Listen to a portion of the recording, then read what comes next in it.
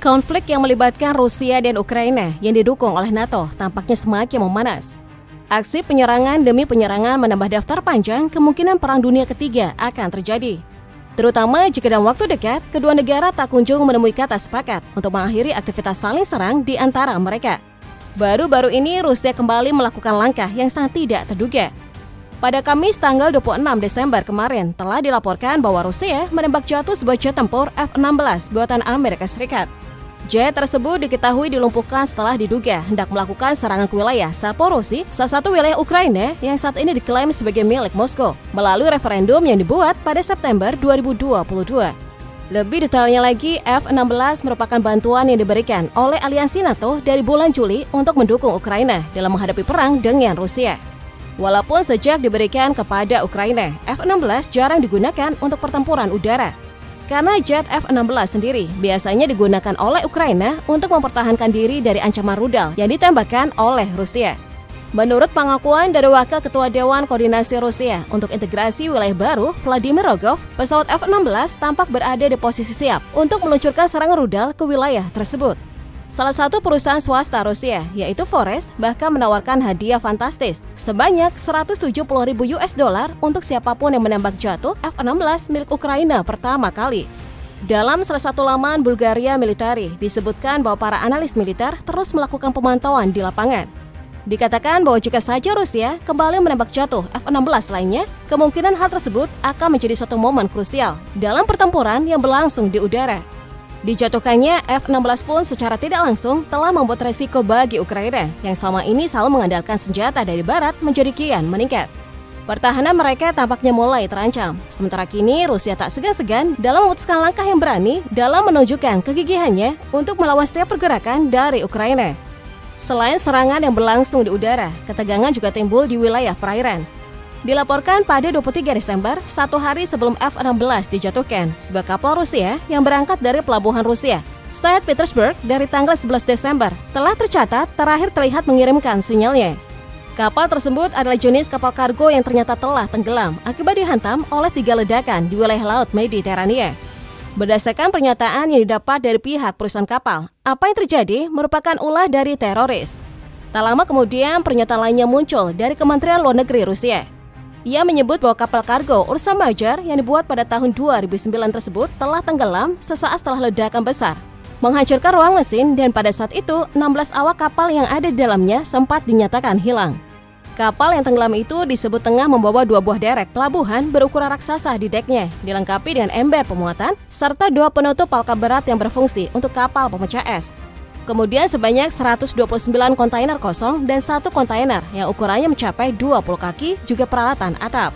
Tidak lama setelah kejadian diketahui oleh pihak yang bersangkutan, 2 kapal dan sebuah helikopter kemudian dikirim ke titik terakhir. Kapal terdeteksi dan sebanyak 14 dari 16 awak kapal yang akhirnya diketahui selamat dievakuasi ke pelabuhan Cartagena, Spanyol. Ursa Major sendiri merupakan kapal terbesar yang dioperasikan oleh Oboron Logistika. Mempunyai panjang mencapai 142 meter dengan kapasitas kargo mencapai 1.200 ton. Tercatat baik itu kapal ataupun pemiliknya pernah dikenai sanksi oleh Amerika Serikat pada tahun 2022 lalu, sebab terindikasi mempunyai hubungan dengan militer Rusia. Sebuah pernyataan kemudian muncul dari juru bicara Angkatan Laut Ukraina, Dmytro Plitenchuk. Ia mengatakan pada hari Selasa bahwa Rusia menghadapi masalah sistemik dalam usaha memelihara armada yang mereka miliki. Akan tetapi, tidak memberikan dugaan bahwa Kiev memiliki sangkut paut dalam insiden tenggelamnya kapal tersebut. Hancurnya kapal Ursa Major terjadi hanya beberapa hari seusai kapal tanker Rusia yang tengah membawa produk minyak tenggelam di Laut Hitam dan mengakibatkan bencana ekologi. Setelah itu, Rusia kembali melakukan pembalasan. Kali ini, bukan hanya Ukraina yang terkejut, tapi mungkin hampir semua negara. Pasalnya, Rusia melakukan serangan dengan menargetkan fasilitas energi milik Ukraina, tepat saat perayaan Natal tengah dilangsungkan, yaitu pada 25 Desember kemarin. Sontak saja langkah yang telah dilakukan oleh Putin itu seketika mendapatkan kecaman keras dari Presiden Ukraina Volodymyr Zelensky. Ia menyebut bahwa Putin sudah melakukan hal yang tidak manusiawi. Serangan besar-besaran itu ditujukan ke sejumlah lokasi dan sistem energi di Ukraina tersebut. Diketahui menggunakan 100 drone dan 70 rudal, termasuk diantaranya merupakan jenis rudal balistik dan rudal Oresnik. Tidak lama kemudian, Gubernur Kota Timur Laut Kharkiv memberi pernyataan bahwa korban yang tercatat saat ini sebanyak 6 orang. 1 orang telah dinyatakan meninggal dan beberapa lainnya menderita luka-luka. Tidak hanya itu, dampak yang lebih besarnya lagi, 1,5 juta penduduk di wilayah Kharkiv telah kehilangan akses pemanas di tengah suhu dingin yang hanya beberapa derajat di atas nol. Pemadaman listrik yang juga berlangsung di beberapa wilayah setelah serangan tersebut telah menghantui masyarakat Ukraina. Menteri Energi Ukraina, German Galusenko, juga menyampaikan pernyataan bahwa mereka telah mencoba meminimalisir dampak dari serangan melalui operator sistem transmisi listrik. Menurut DTEK, yang merupakan perusahaan energi terbesar di Ukraina, serangan Rusia baru-baru ini tercatat sebagai serangan ke-13 pada sektor energi mereka dalam kurun waktu 1 tahun belakangan ini. Akibat adanya serangan dari Rusia tersebut, Presiden Amerika Serikat Joe Biden pun angkat bicara. Ia telah memerintahkan Pentagon untuk meningkatkan pengiriman senjata ke wilayah Ukraina. Hal ini diungkapkan sebagai tanggapan yang nyata atas serangan Rusia yang berlangsung di hari Natal.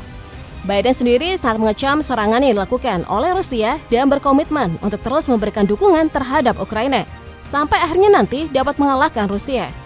Ia juga menambahkan bahwa ratusan rudal dari pertahanan udara Amerika Serikat telah dikirim ke Ukraina dalam kurun waktu beberapa bulan belakangan dan kini penambahan jumlah rudal pun sedang ditingkatkan.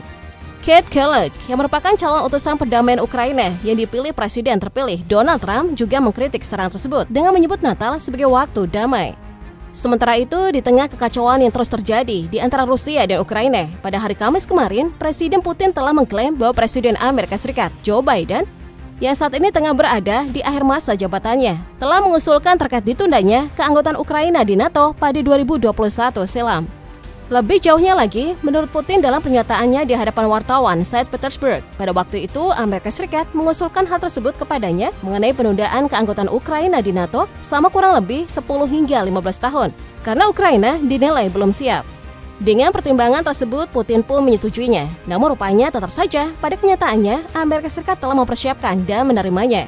Di sisi lain, Putin juga menyebut bahwa dirinya tidak begitu mengetahui secara detail mengenai tanggapan Trump yang merupakan presiden terpilih Amerika Serikat berikutnya terkait isu tentang keanggotaan Ukraina di NATO. Namun seperti yang telah diketahui oleh banyak pihak selama masa kampanyenya, Trump tak henti menyampaikan ambisinya untuk menghentikan konflik khususnya antara Rusia dan Ukraina.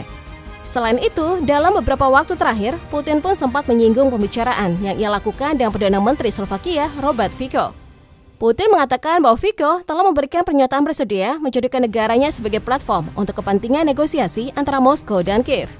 Selanjutnya, Putin juga menyinggung Ukraina yang bergantung terhadap dukungan dari Eropa. Dan tanpa dukungan tersebut, Putin yakin kalau Ukraina tidak bisa berperang.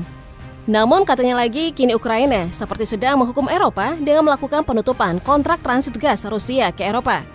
Menurutnya juga, mustahil untuk dapat memperpanjang kontrak karena hanya tersisa beberapa hari saja sebelum tahun ini berakhir dan berganti menjadi tahun yang baru.